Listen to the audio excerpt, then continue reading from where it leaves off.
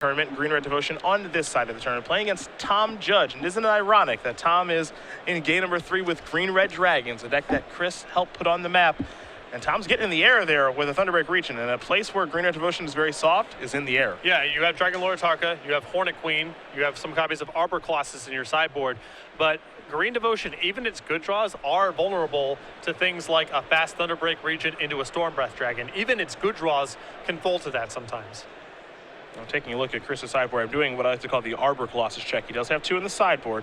This deck list is going to look very similar to what we just saw in the last round. You can tell the guys from Roanoke, the Star City Games crew, they are definitely playing Devotion this weekend. And another issue here from the Green Devotion side of it is Crater's Claws. This deck does not answer the board very well, not a lot in terms of removal, and it often doesn't win very quickly. And so you can stabilize the game, but if you took some hits in the air, Crater's Claws can finish the job. Looks like we got some creatures attacking here, maybe going after Xenagos. You can see Chris's hand. One card that does give him some game in the air as well is Hornet Queen, and he has one of those in his hand right now. But you see the Crater Claws in Tom's hand, and that's a big weakness here on Chris' side of the table. He may play Hornet Queen, possibly stabilize the air, and still get burned out. There's a Rattleclaw Mystic and a passing of the turn. Judge is going to untap with that Thunderbreak Region. That gives him an advantage right now. He'll draw a card. Did not look excited about what he drew. Another copy of Thunderbreak Region in hand.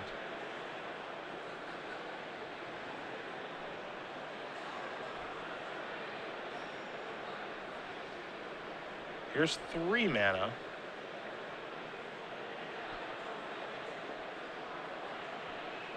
Looks like maybe a copy of Hornet Nest. And it is. Hornet Nest sets up a pretty nice turn here for Tom, potentially, where he can plus the Xenagos, and with the mountain left over, cast the other Thunderbreak Region in hand. Still being able to leave Sylvan Caryatid on defense as well. Yep. Which is pretty nice. It makes it very hard for Chris to attack the Xenagos profitably next turn. That Xenagos is going to be working overtime. He's going to start by ticking up to 3 now, it seems, as Tom is going to go reaching for the die. It's also possible Tom just goes after his own nest. Okay. With the Crater's Claws. Okay. I mean, Tom's really thinking about this. Maybe not this turn, but potentially next turn, depending on what Chris does. I suppose, what's the better use of the Crater's Claws here? Well, he's tapping the Caryatid now. Yes. He is going to burst his own nest open. Combo. This is interesting. That leads to a lot of Hornets.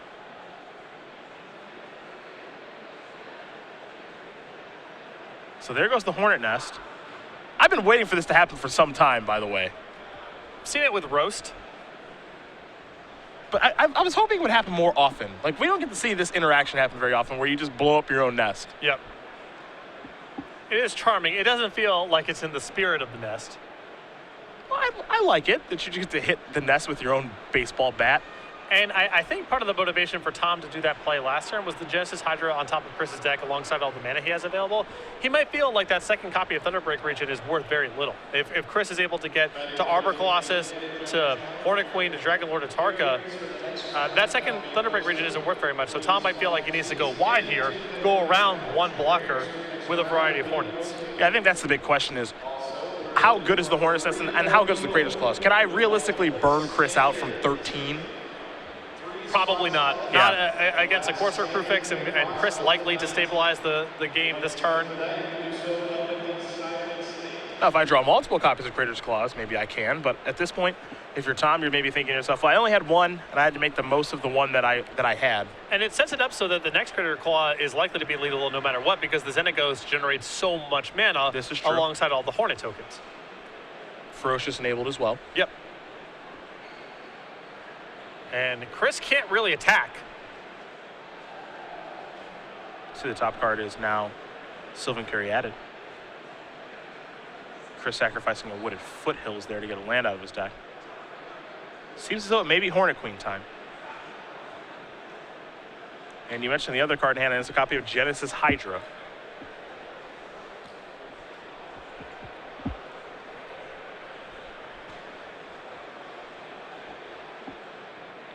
A little bit of Nykthos mana here for VanMeter.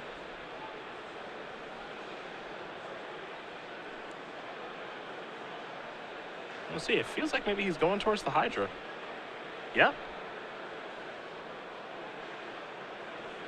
So it'll be for a lot. Devotion looking pretty popular this weekend.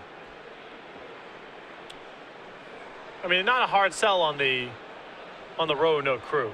Remember Grand Prix Miami, they were all on green splash white Devotion. I think we hit. That counts. Would you classify that as a hit? Ugin counts. Ugin will play here. Yeah. The one of Ugin in the sideboard is a hit. If I'm Tom Judge, I'm not thrilled with what has just happened.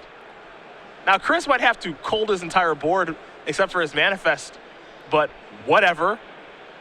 Well, I think he could probably just zero this turn. Yeah, you don't care too much about the Thunderbreak Regent? I don't think so. Not against the Genesis Hydra. And Tom dies pretty quickly in this spot.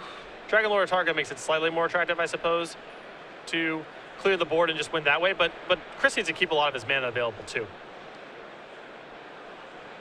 This feels like a zero to me. We'll see momentarily.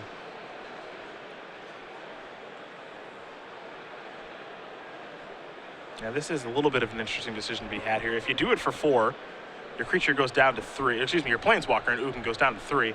Everything's off the table, however, except for Ugin and the Manifester. It looks like he's just going to go for 0.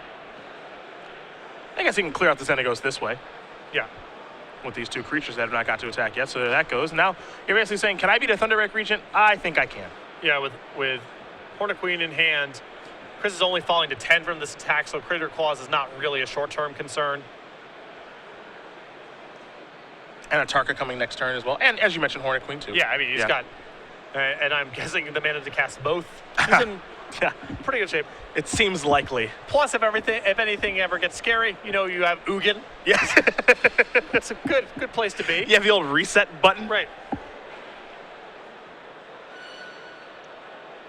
There's a Thunderbreak Regent number 2. Thunderbreak Regent number 1 might be coming into the red zone here in just a moment. We'll see. I guess we can't forget that there's also an 8/8 Genesis Hydra in play. Yeah, it's easy to get lost in the shovel here of all the mana and whatnot, but Chris has got a lot of angles of attacks here. Yeah, to say the least. Last safety valves. Here comes Thunderbreak Regent. I think it's going right towards VanMeter, and it is. Chris going to go down to 10. The follow-up is Elvish Mystic. Judge is empty-handed. VanMeter knows he doesn't have to worry about too much. And as someone who has played Green Red Dragons a lot, Chris can actually kind of figure out what he needs to be worried about. So you have to worry about 4 because of Stormbreath Dragon. And you have to be worried about whatever Crater's Claws represents. But other than that, there's not a lot of burst in the deck. Yeah. I don't think there's much that's going to really take him by surprise. I'm even thinking of corner case cards like, I don't know, a Threaten effect. Exactly, yeah. Chris has now the luxury of playing around everything. He's far enough ahead and has enough tools to fight Tom's responses that he can have the luxury, as you mentioned, of playing around cards that are probably not even in Tom's deck.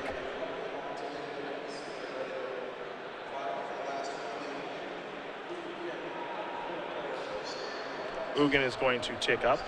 Get out of the way, Elvish Mystic. Can Chris finish things off right now? He's going to start by casting a Hornet Queen off of Nykthos. That's pretty good. Some insects will be joining the party. That'll tie up the air. Now, a bunch of Knuckleheads going to get in. And I think at this point, Tom is probably forced to chump block the Genesis Hydra. I think he's at 19. I think he can take 1 hit. Yeah, if he just eats a Rattleclaw Mystic or a Courser of Grufis, he takes 8, 9, 10, 11, 12, 13, 14, 15. I think chump blocking here is essentially conceding. I think he's dead either way, but to give yourself any hope, I think you have to go into next turn with a Thunderbreak Regent in play.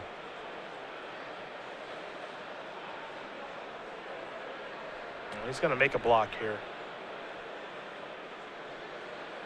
And it looks like 15 points of damage will come through. Courser Crufix will bite the dust. Arborcloss will be turned face down since Courser's no longer in play. Chris with a Dragon Lord Atarka in hand. Arborcloss on top of the deck. And Judge, this might be his last draw step of the game. It's going to have to be a real doozy. But with Hornet Queen and the insects making life tough in the air, I'm not sure there's one that exists right now. It would have to be something like a random pyroclasm. Yeah, It's a weird windstorm. Yeah, it requires a bizarre card here for Tom to be able to play on, and I'm looking through the 75 and I don't see it. Yeah, attack. I do like the attack. Oh, yes. Even with a little flourish, Yeah. just like that. I am a big fan. Good. Hey, good block by Chris. Love the block. Good block.